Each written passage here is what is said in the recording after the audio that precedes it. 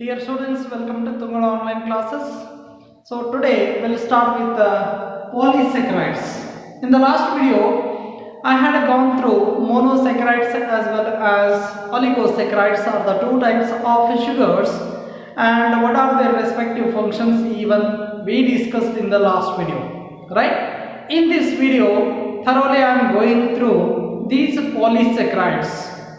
Then what are these polysaccharides? Let us go through that. Right? Polysaccharides, the name itself suggests poly means many. Saccharides, sugars. That is nothing but many monosaccharide units. It contains many monosaccharide units. These contain. So these are nothing but polymers of monomers. These are simply said to be as, right? So these are the sugars are large sugars. We can say them as these are the large sugars which are made up of many monosaccharide units. Is made up of many monosaccharide units, right? More than 10 itself. You may write here more than 10 monosaccharide units. If it is more than 10 monosaccharide units, then it crosses oligosaccharides, then it becomes what? A polysaccharide itself. And how these monosaccharide units bind together? They bind together with the help of a bond called as glycosidic bond. Right? Monosaccharide units bond with the glycosidic bond itself. Glycosidic bond. And these polysugars or polysaccharides, they have been classified into two groups mainly. So on what basis they have been classified into two groups? One is if the polysaccharide is made up of only one type of monomers, only one type of monosaccharide unit, maybe glucose, maybe galactose, maybe so like that. So any one of the monosaccharide unit, if it is made up of only one type of monosaccharide unit, then such kind of polysaccharides are said to be as homopolysaccharides. If they are made up of different types of monosaccharide units, then they are said to be as what? They are said to be as heteropolysaccharides. So like this, they have been broadly classified into two groups based on the type of monomer they are made up of, right? So based on type of monomers, that is monosaccharide units. Based on the type of monosaccharide units or monomers, they are broadly classified into two categories. One is called as homopolysaccharides and second one is called as heteropolysaccharides. This way they have been classified, and these are made up of only one type of monosaccharide units. These are made up of different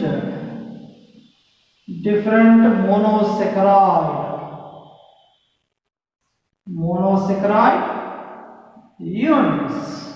So example for this one, homopolysaccharide. Starch is there, glycogen is there,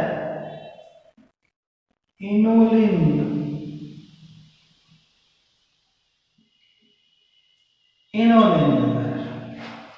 Here best example for this one is pectin. Right? Best example for this one is pectin. It is made up of different kinds of monomeric units. Right? So next one. So these polysaccharides, they have been classified into three types on their basis of function. Based on function, these polysaccharides are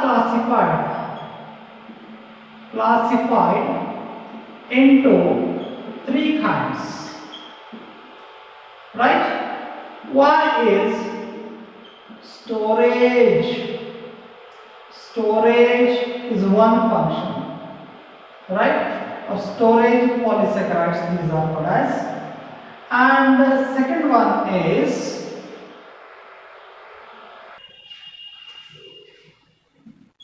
structural. Third one is mucopolysaccharides.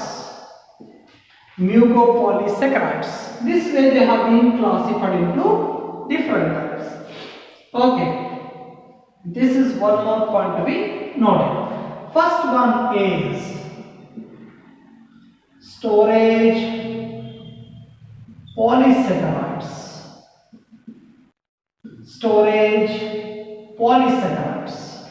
So these are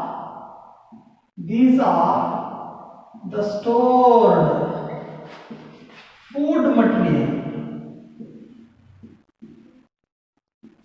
in both plants as well as animals. Right? So these polysaccharides are the stored food materials both in plants as well as animals. That kind of polysaccharides are storage polysaccharides. Example is starch is the best example. So there are certain characteristic features are there. Characteristic features of all these storage polysaccharides. So what are the characteristic features of all these one? These are not sweet in taste. These are not sweet in taste. One thing. And these are insoluble in water. These are insoluble in water. They do not dissolve in water. And these are not crystalline in nature. Right? They are not stony in nature, crystalline in nature. So these are the major characteristic feature of these storage polysaccharides. This is one thing that you must remember. These form sugar by changing themselves. These form sugars when needed for many of the functions, right? These form sugars when they are needed, right? So means in form of food material it changes into. So and it folds itself, or condense to form compact structures for storage as food material. For storage as food material. So these are some of the unique features of these stored polysaccharides. The best example for these one is starch, second one is inulin, and third one is glycogen. So these are the best examples for these polysaccharides itself, right? So, and one more thing you must remember here, homopolysaccharides. One thing, if they are made up of glucose, they are made up of only one type of glucose like this. If they are made up of only one type of monosaccharide units, then they are said as homopolysaccharides. This is one type, this is another type. So the bond between these one is glycosidic bond. Glycosidic bond is present between themselves. Okay, this is one fact to be remembered. See here, if it is made up of, it is said to be as glucosan. It is said as glucosan. And if it is made up of a pentose sugar only. If it is made up of pentose sugar, so this is hexose sugar. If it is made up of pentose sugar, then it is called as pentasane. And in the same way, hexosane.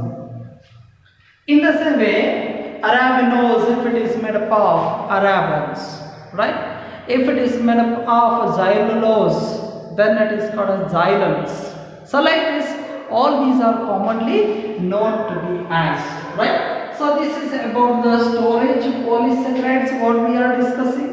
So let us start with some of the examples. Starch, we'll start with. What is the starch? How it is structurally made up of, and what is the it is called as, means it is called as the stored food material in case of plants, and glycogen is said to be a stored food material in case of animals. So how their structure is, etc., we'll discuss now itself. Yes, what is this starch? It is a stored food material in plants, as I said. Okay, it is a stored food material in plants, right? It is a byproduct of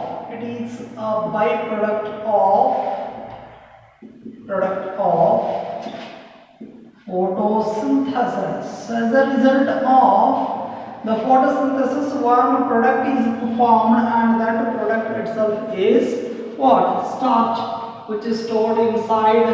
It is stored inside roots, especially, right? Sometimes stem even, right? So like this, starch is stored, right? So stem example, underground stems, as you know very well, right? Starch, and this starch, it is made up of two types of what? Polysaccharide chains. It is made up of two types of polysaccharide chains. One is central amylose is one type, and lateral amylopectin. Central amylose and lateral amylopectin. So these are mainly made up of alpha D glucose. So hence starch is said to be as starch is called as a polymer of alpha D glucose. It is said to be as starch is said to be as a polymer of alpha D glucose, right? And what it is made up of? A central amylose and a lateral amylopectin. This central amylose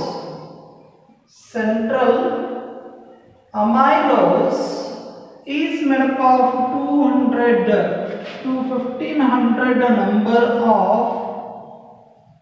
glucose molecules.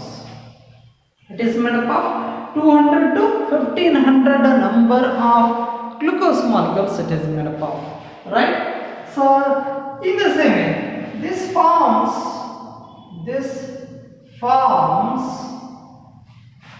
a central helical structure and it is unbranched. It is unbranched one. This is not a branched one. It forms the central helical structure. So like this, it is present like this. It is central helical structure. And to this, one branch is made over here. One more type, that is lateral amylopectin. What I said. So lateral amylopectin. So this is amylose and amylopectin. How it is? See here, this is one axis to which one more is connected. It is a branched one. So it is highly branched. It is highly branched one. Amylopectin is highly branched one, right? It is highly branched one which is made up of 2000 to 2 lakh number of 2000 to 2 lakh number of what? Glucose units. Glucose units it is made up of. Amylopectin it is said to be as, right? This is amylose and this is amylopectin. Such kind of structures which become highly compactly arranged structures, they are called as starch grains. So starch grains they are called as.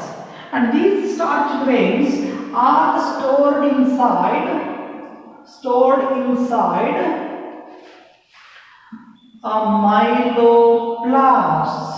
You know what are these amyloplasts? They are the kind of plastids in which starch is stored over there. Starch stored inside amyloplast. And these starch grains may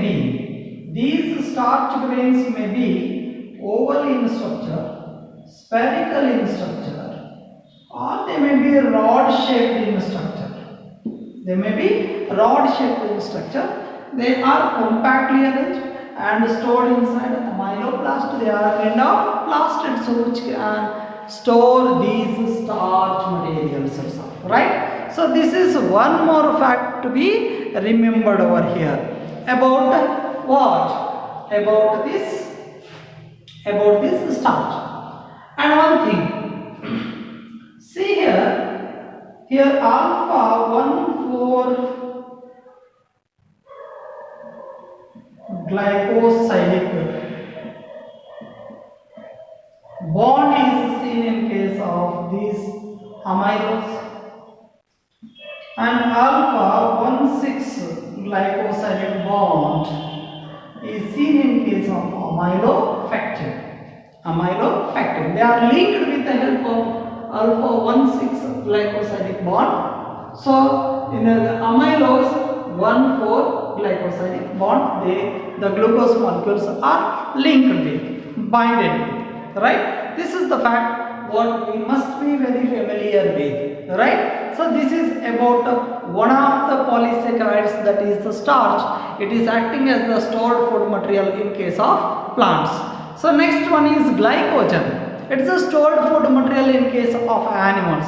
Let us go through that one now. Yes, glycogen is another type of what? Polysaccharide. It is also the chain of alpha glucose, of course. It is a stored food in vertebrates. The stored food in vertebrates, so especially animals, hence it is called as animal starch. What it is commonly known as? Animal starch. It is commonly known as animal starch. Very important point to be noted over here. And this glycogen is stored inside. Where actually it is stored? In muscles, in brain, right? In the liver of the human being, along with some of the bacteria it is stored, and some number of fungi also store this one, right? Fungi also store this glycogen inside themselves. Right? See here, muscles, brain, liver, bacteria as well as fungi. There it is stored, of course, and it is made up of long, straight chain and makes many branches over here. Means it is also just like amylopectin. It is similar to amylopectin in structure, but it is more larger and highly branched than that of this amylopectin. Right? It is little larger and highly branched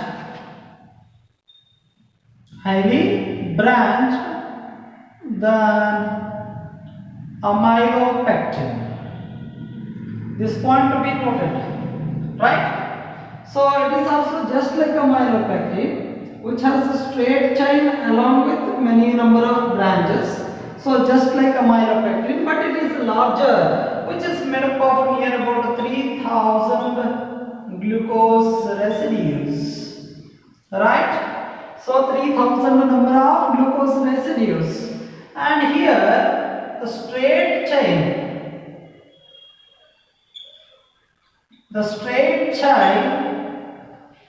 is made up of whatever the straight chain, it has glycosidic links which are 1,4 alpha 1,4 glycosidic bonds are seen over here, but in the branches you will find 1,6 links over here. 1,6 links over here. This is about what? Second type of polysaccharide, that is glycogen. Next one is inulin.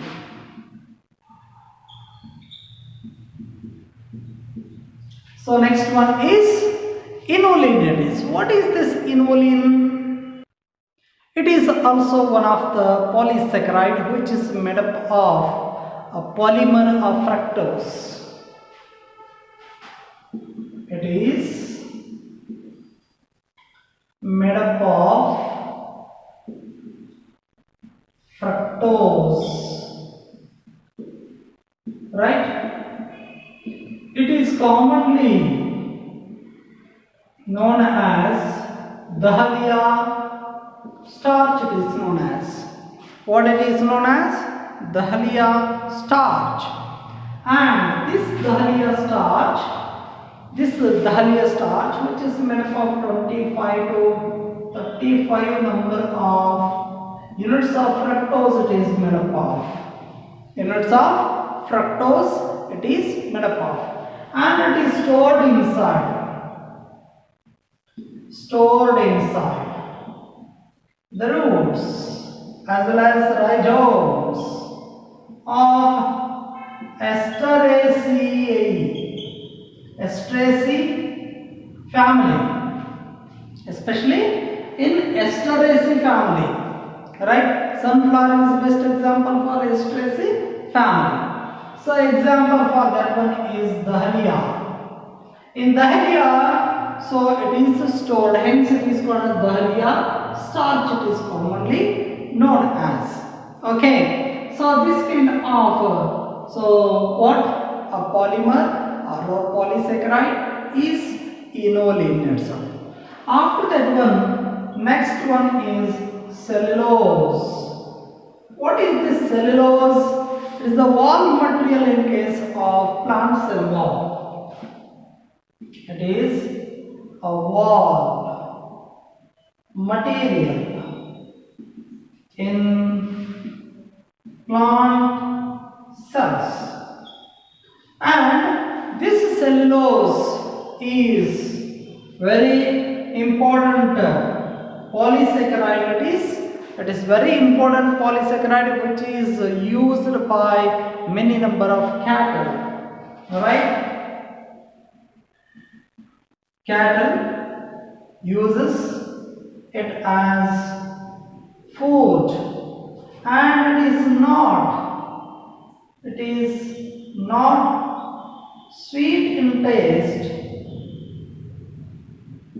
It is not sweet in taste, and it is digested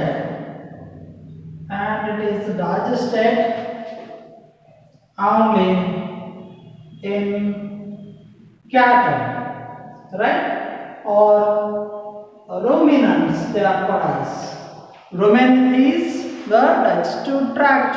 It is the structure present in the digestive tract, and those animals with rumen called as ruminants. In the ruminants only it is digested over here, and it is also said to be as so most abundant organic material present on this planet, right?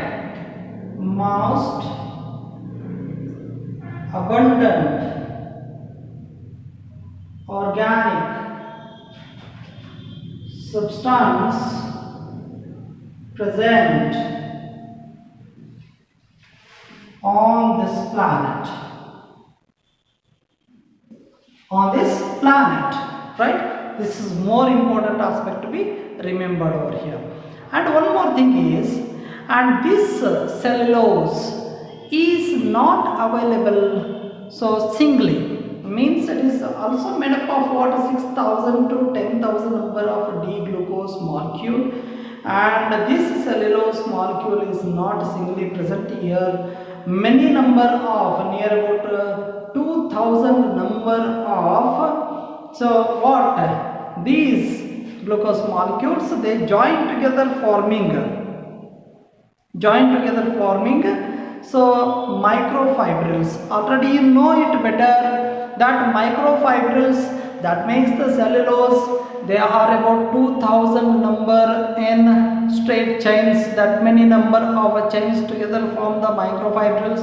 Microfibrils together form the macrofibrils, right? So like this, all these are the aspects that you know it better. Already you have learnt whenever we were studying the cell wall itself. Let us write. It is a straight chain of D-glucose. It is a straight chain of D-glucose itself. So means it is mainly made up of glucose molecule. This is not occurring in a single chain. So it is made up of near about 2000 number of chains of these glucose together form microfibrils. These microfibrils together form macrofibrils. So all these are the things which are learned by you already, right? And this is so most important food material for cattle, especially, or the ruminants, especially the insects like termites. There also it is useful, and some of the bacteria, even some fungi can feed on this sugar itself, right? So this is about what?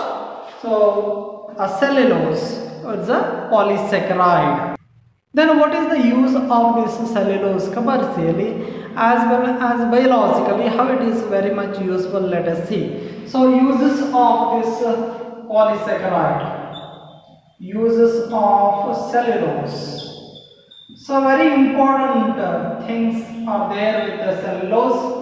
What are the uses are? So the importance, we can say importance of this cellulose. As you know, it is a food, best food for cattle, right? It is the best food for ruminants, maybe all the cattle itself, buffaloes, so cows, etc. So these are all ruminants, these are called as. These have methanogenic bacteria. Ruminants have methanogenic bacteria, and these methanogenic bacteria which help in digestion of cellulose in themselves. One thing. And another ruminants like termites. So these are a kind of insects, and these insects also digest cellulose with the help of ciliated protozoan. Protozoan present within themselves is a trichonymph, right? A ciliated protozoan, trichonymph, which help in digestion of the same cellulose inside that one thing. And second importance of this one is it makes the cell wall material in, so especially algae, right? Some of the lower fungi, even some protists, right? So even in cell wall of protists it is present. So this is also more important. In case of human being or all the vertebrates, there it is the best food material for many number of buffaloes, cattle, etc. Right? So cows, buffaloes, etc. consume this cellulose. I mean, they feed on grass mainly consisting of plants. So that plant cells have cell wall which mainly consisting of this cellulose. So this cellulose is used by those animals. In the same way, we also have the food with maximum plants, that is plant material is used as the food material. So whenever we consume, cellulose is not at all digested in our body, but it is acting as the roughage, right, which help in easy movement of the food material in our digestive tract, right? In higher animals, so say for example human being you may take, right? In animals, cellulose is not digested, but it is used as a roughage, roughage. It is used as roughage. Even cellulose commercially it is used for gaining many number of fibers even, right? So that kind of fibers are commercially used by the human being. So this way this cellulose has its own importance. It has its own importance. This is about cellulose. Next one is peptidoglycan.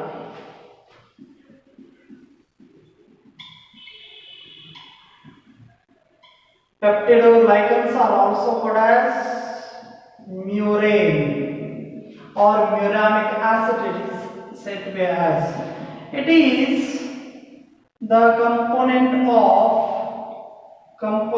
of cell wall of bacteria. You know it better.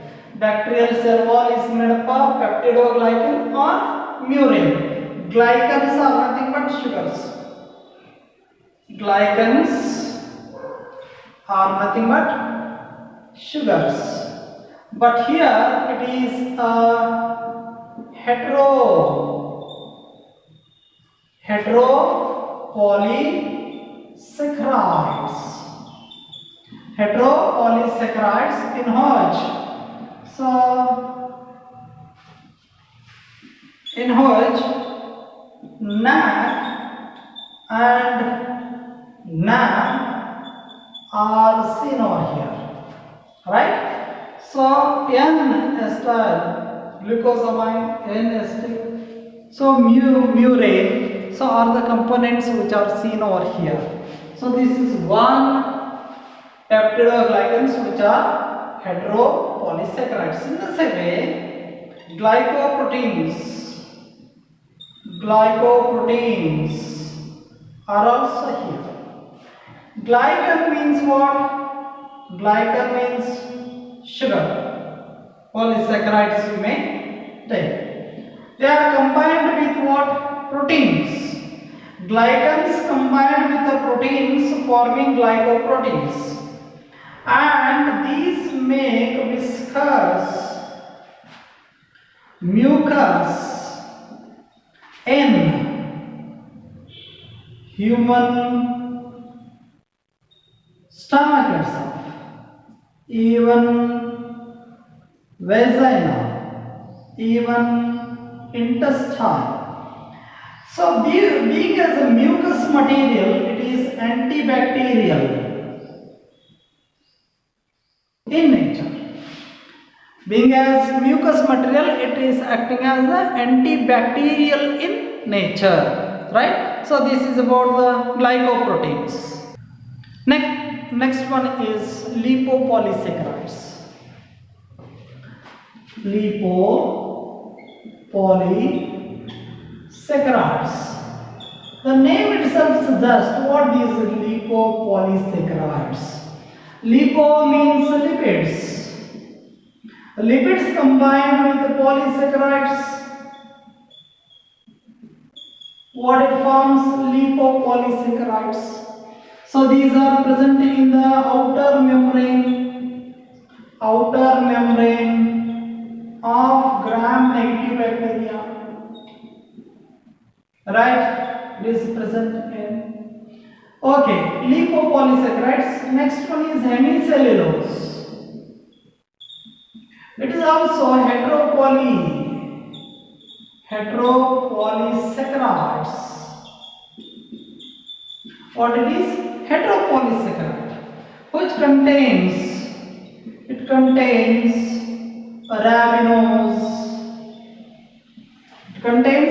arabinose, as well as it also contains xylans.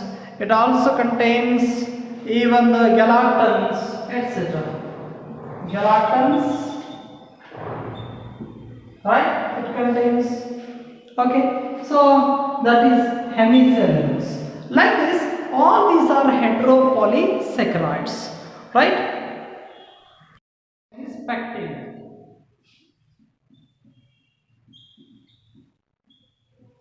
This pectin is also one of the heteropolysaccharide. It is also one of the heteropolysaccharide which is composed of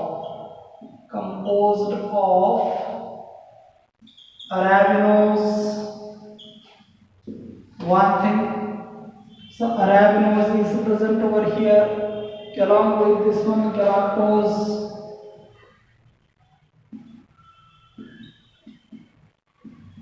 Galactose is also present over here along with this one.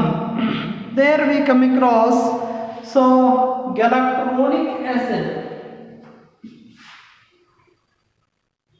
Galactonic acid is also present over here, and this pectin makes matrix of cell wall. It makes the matrix of cell wall, and this pectin itself help in orientation of microfibrils. Helps in orientation of microfibrils, and so this pectin itself is acting as the gelling agent. So this is one more heteropolysaccharide. Next one is chitin. What is this chitin? Let us see. Chitin is also a polysaccharide which is composed of what? N-acetyl glucosamine, right? It is composed of a long straight chain of NAZ, right? It is also similar to cellulose in structure and function. It is also similar to structure and function. So it is also a straight chain of NAG itself, and this chitin makes the exoskeleton in some of the arthropods. Exoskeleton of arthropods it makes, right? And it makes the cell wall material of the fungi, right? Fungal cell wall is made up of chitin. Chitinous cell wall is present over there, right? And this chitin is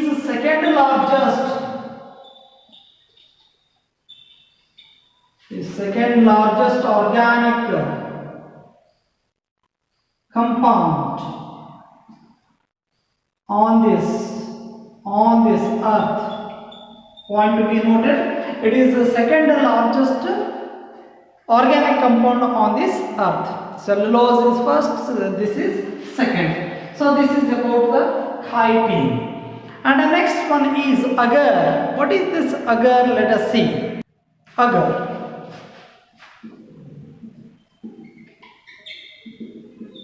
It is also made up of galactons. It is also made up of galactons. It is also made up of galacton monomers, and this agar is used as gelling agent. It is used as gelling agent. So in many of the products like medicines and polishes, ice creams, many cosmetics, etc. So this is used as the gelling agent, right? So this is one fact. And agar is used as the culture medium for growing plants, and bacteria, right? When this agar is mixed with the water, it becomes so one culture medium itself, where we can culture the plants in tissue culture itself, in tissue culture technique. tissue culture technique it is used mainly, right? So this is also one more what polysaccharide. So these are all polysaccharides that we have discussed in this class, and in the next class we'll discuss the biological importance of these carbohydrates, and after that one we'll go to the next so important biomolecule. So let us see in the next video. Thank you.